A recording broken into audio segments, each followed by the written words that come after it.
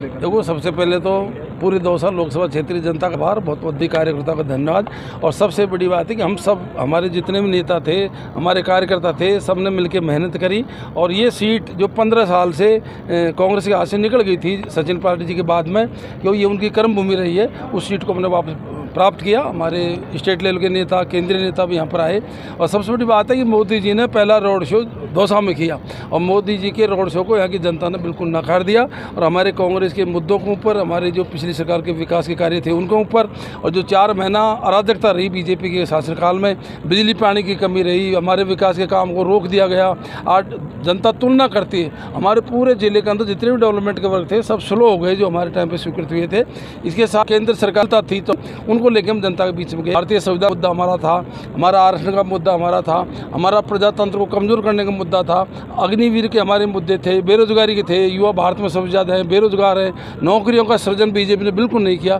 इन सब मुद्दों को लेके गए, जनता ने उनको एक्सेप्ट किया और हम बहुत भारी बहुमत से कांग्रेस 15 में जीत। हम सब हमारे बहुत बहुत डॉक्टर साहब ने एक बात कल की को लेकर प्रधानमंत्री ने जिम्मेदारी दी थी और उनमें से एक भी सीट हारी पर दे देंगे। बारे में कोई सत्ता ले, जिस क्षेत्र के अंदर इतने भारी राजस्थान में 2 लाख से हारी, तो सबसे पहले तो मोदी जी को इस्तीफा देना चाहिए इस मामले पे।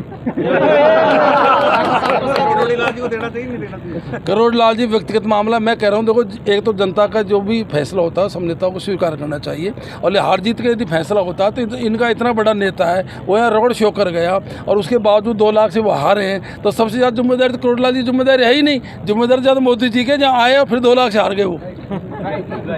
सर, अभी ट्वीट आया कि रोडलाल बोल रही थी वचन नहीं था। सारे बार उसका जवाब आप डॉक्टर साहब से, मैं तो कहता हूँ जनता का जो भी स्वीकार करना चाहिए। पीसीसी कह रही है कि इस्तीफे का इंतजार रहेगा करेड़लाल।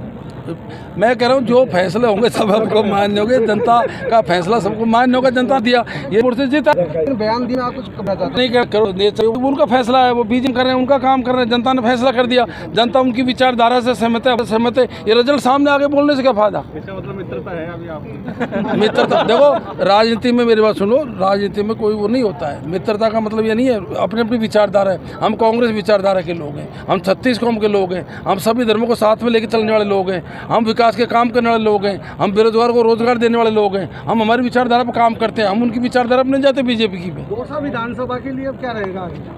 दौसा विधानसभा में जिसको भी पार्टी टिकट देगी हम सब बैठ के तय करेंगे। मैं गारंटी के साथ में कहता हूँ दौसा की विधानसभा को हम जीतेंगे भारी बहुमत से। आप सुन लेना, आप मेरी बात को मानते नहीं हो सारे मीडिया वाले, क्योंकि आप पे भी मीडिया वाले, मेरा आपसे निवेदन है कृपा करके खा मानते हैं। मैंने ये बताऊँ मेरी बात, मैं कह रहा था, मजाक में ले रहे थे, मैंने कहा था दौसा लोकसभा सीट हम 1 लाख से लेकर 2.5-3 लाख के बीच में जीतेंगे। मैंने ये कहा था अगर हम राजस्थान के अंदर 8 से ज़्यादा सीट जीतेंगे। ये बहुत बात बोली कि नहीं बोली थी? सबसे तगड़ा एग्जिट पोल मुरारी लाल मीणा है राजस्थान का, तुम इस बात को मानते नहीं किया करो।